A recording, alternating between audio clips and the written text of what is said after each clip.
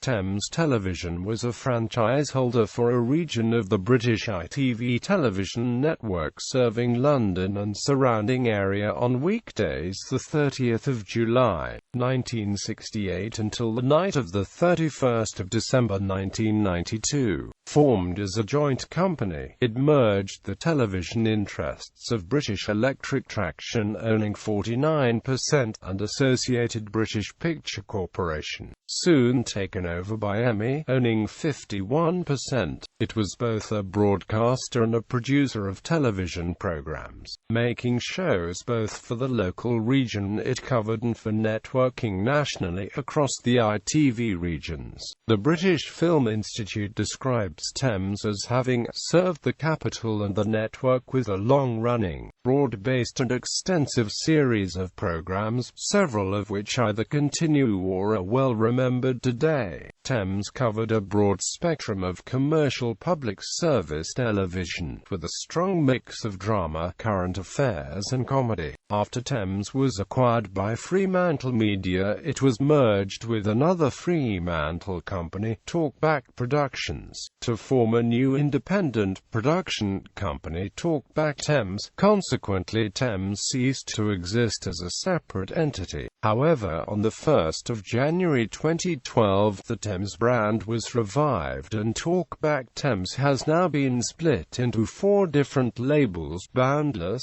Retort, Talkback and Thames within the newly created Fremantle Media UK production arm. Launch in the 1970s. Formation. From launch on the 22nd of September 1955 to July 1968, the Independent Television Authority contract to provide programming on the ITV network for London on weekdays had been operated by Associated Rediffusion. Geographical and structural changes in the network created by the ITA's 1967 invitation for applicants for new franchise contracts for the right to broadcast on ITV meant that ABC Weekend Television lost both their area franchises, serving the Midlands and the North at weekends, as these areas were to become 7-day operations. Consequently, ABC applied for both the Midlands 7-day operation and the contract to serve London at the weekend, preferring the latter. It was widely expected that the company would be awarded the weekend franchise. After an impressive application, it was awarded to what became London Weekend Television in a consortium led by David Frost and others. This led to a serious problem for the ETA, as ABC was a popular station whose productions earned vital foreign currency. Equally, station management and presentation style were well admired, and it could have been controversial to dismiss that as a result of purely administrative changes. It was considered difficult for ABC to win the Midlands 7-day contract, as the existing 5 days contractor ATV had also applied and was a large earner of overseas revenue, having won the Queen's Award for Export in 1966.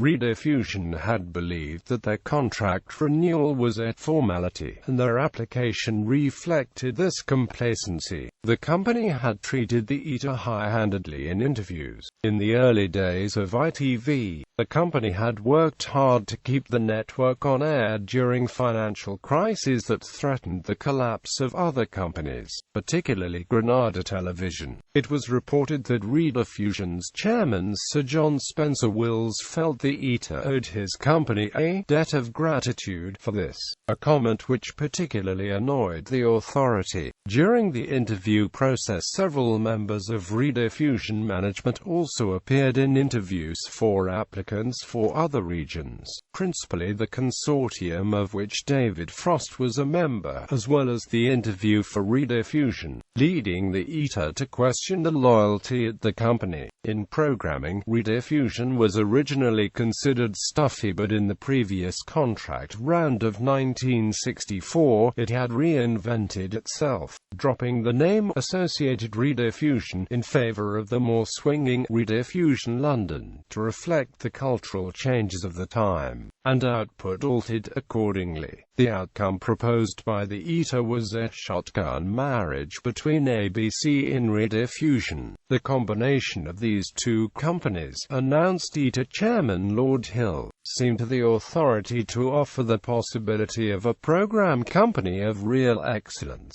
The resultant company was awarded the contract to serve London on weekdays. Control of the new company would be given to ABC, a move unpopular with rediffusion. Questioning the ITA's decision, rediffusion attempted to slow down the merger. Only the threat of giving the license solely to ABC made it relent. To assist rediffusion financially, the ETA insisted that the new company have two sets of shares: voting shares which would allow ABC to have control, and B shares which were to be split equally between the two, thus sharing profits fairly. The structure of the new company was also a problem. A merger between the two existing contract holders, Associated British Cinemas Limited and Rediffusion Television Limited, was impossible due to internal politics, as was a merger between the respective parent companies, Associated British Picture Corporation and British Electric Traction. The answer was a new holding company, Thames Television Limited. The ETA ordered ABC's managing director Howard Thomas and its director of programs Brian Tesler to be appointed in similar capacities at the new station. The only individuals named are specified in all 15 franchise awards.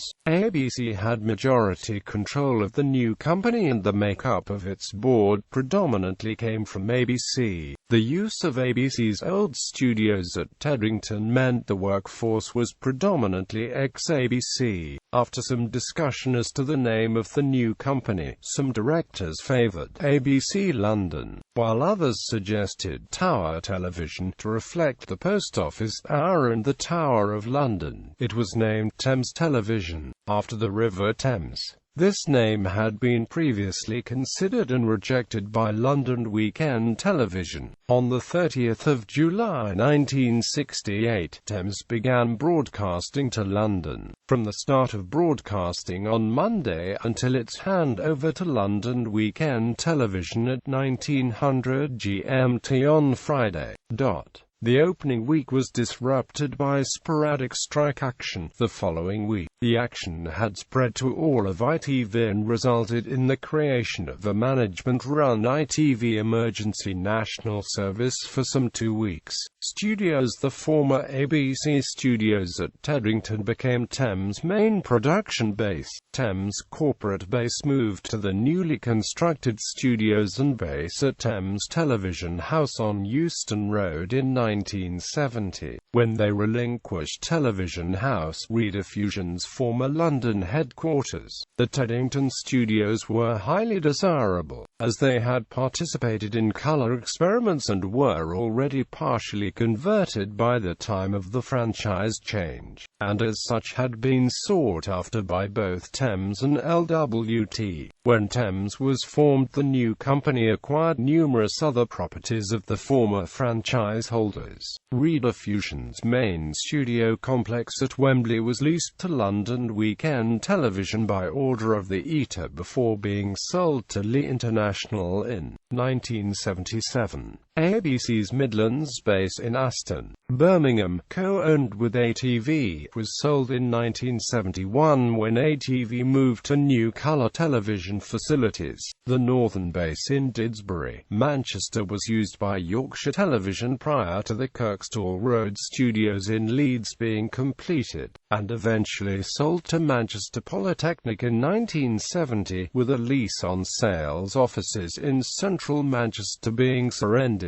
Early programs. The station continued formats inherited from its predecessors. These included the variety show Opportunity Knocks, Armchair Theatre, the last series of The Avengers, and the detective thrillers Callan and Public Eye, all inherited from ABC. The comedy Do Not Adjust Your Set, though originated with Rediffusion, and if nominally a children's show, was one of the forerunners of Monty Python's Flying Flying Circus, more conventional sitcoms, all of which began in Thames' early years, included Father, Dear Father, The St. James Vehicle, Bless This House, and Love Thy Neighbor, with a controversial take on race relations. Another sitcom, Man About the House, was successful enough for 2 spin-offs, George and Mildred and Robin's Nest. The company took over the This Is Your Life format in 1969, several years after the BBC had dropped the show in 1964.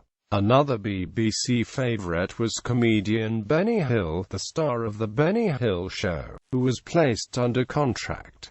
Hill spent most of the rest of his career with Thames. The Sooty Show, cancelled in 1967 by the BBC, now aired on Thames and began on the first day of transmission. It continued after Harry Corbett's retirement in 1975 with his son, Matthew Corbett, and lasted on Thames until late 1992.